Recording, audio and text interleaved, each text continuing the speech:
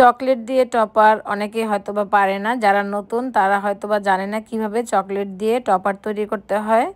তো চলুন, আজকের রেসিপি হলো চকলেট গুলে আমি আপনাদের সাথে টপার তৈরি করে দেখাবো। তো দেখতেই পাচ্ছেন কত সুন্দর হয়েছে আমার টপারগুলি। তো আগে থেকে আমি গরম পানি বসিয়ে রেখেছি, ডাইরেক্ট চুলার মধ্যে চলে এসেছি। তো খুব সাবধানে চকলেটটাকে মেল্ট করতে হবে, তো একটু সময় নিয়ে মেল্ট করতে হবে। আর যাদের ওভেন আছে তারা চাইলে ওভেনে 30 সেকেন্ড করে দিয়ে আপনারা মেল্ট করে নিতে পারেন। তো দেখতেই পাচ্ছেন আমার এই চকলেটটা কিন্তু খুব সুন্দরভাবে মেল্ট হয়ে গেছে। তো আমি প্রায় সময় চকলেট দিয়ে কিন্তু টপার বানিয়ে থাকি, তবে আজকে আমি যে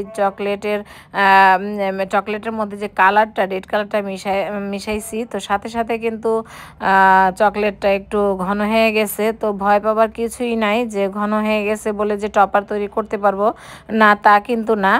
তো আমার যেহেতু আরেকটু কালার প্রয়োজন, ডিপ কালার, তাই আরও একটু কালার দেওয়াতে আরও বেশি ঘন হয়ে গেছে। তো এটাকে আমি কিভাবে টপার বানাবো সেটাই আপনাদের সাথে শেয়ার করছি। তো আপনারা দেখতেই পাচ্ছেন একদম ঘন হয়ে গেছে। তো এখানে আমি একটু সামান্য তেল দিয়ে দিলাম, কারণ তেলটা এজন্যই দিলাম যে টপার থেকে যেন খুব সহজেই আমার এই চকলেটগুলি যে টপার আমি বানাবো সেগুলি যেন খুব সহজে বের হয়ে আসে। তো যেহেতু আমি খুব সহজ টপার বানাবো, লাভ শেপের টপার লাগবে, আমার চকলেট লাগবে, তাই আমি লাভ শেপের এরকম টপারের একটা মোল্ড নিয়েছি। তো আপনারা চাইলে এভাবে চামচের সাহায্যে অথবা স্প্যাচুলার সাহায্যে কিন্তু টপার বানাতে পারেন। তো আমি আপনাদের সুবিধার্থে একটু দেখিয়ে দিচ্ছি, আমি কিন্তু প্রত্যেকটা টপার এরকম হাত দিয়ে চেপে চেপে টপারগুলি বানিয়ে নিয়েছি। তবে হ্যাঁ, এরকম যখন ঘন হয়ে যায় তখন কিন্তু টপারগুলি একটু মোটা হয়ে যায়, মানে একটু চকলেটের পরিমাণটা একটু বেশি লাগে। আর যখন পাতলা থাকে তখন কিন্তু টপারগুলি মানে সুন্দর হয়।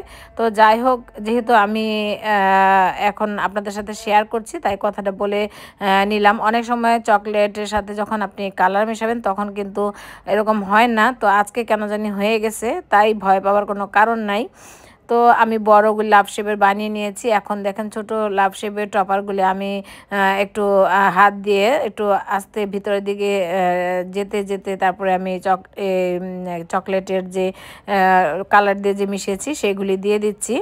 তো আমার যতটুকু দরকার আমি অতটুকুই বানিয়ে নিয়েছি। এখন এটাকে ফ্রিজে 10 মিনিটের জন্য নর্মাল ফ্রিজে রেখে দিব। তো নর্মাল ফ্রিজ থেকে বের হয়ে এনে দেখতেই পাচ্ছেন খুব সহজে কিন্তু বের হয়ে যাচ্ছে, কারণ আমি এখানে একটু তেল মিক্সড করে নিয়েছি। তো আপনারা চাইলে এখানে একটু তেল মিক্সড করে নিতে পারেন, অথবা যে টপারগুলির থেকে আমি বের করতেছি ওই টপারের মধ্যে আপনারা একটু তেল ব্রাশ করে নেবেন, তাহলে খুব সহজে কিন্তু টপার থেকে খুলে আসবে এই চকলেটের টপারগুলি। যাই হোক, আমার আজকের এই চকলেট টপার আপনাদের কাছে কেমন লেগেছে অবশ্যই কিন্তু কমেন্ট করে জানাবেন।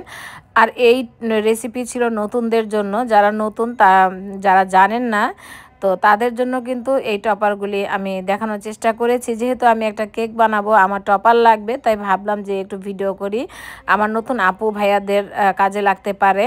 অনেকে হয়তো জানে না, যেমন আমি প্রথম অবস্থায় অনেক চকলেট নষ্ট করেছি, জানতাম না। যাই হোক, এই ছিল আমার চকলেট টপার রেসিপি। কেমন হয়েছে কমেন্ট করে জানাবেন। আল্লাহ হাফেজ।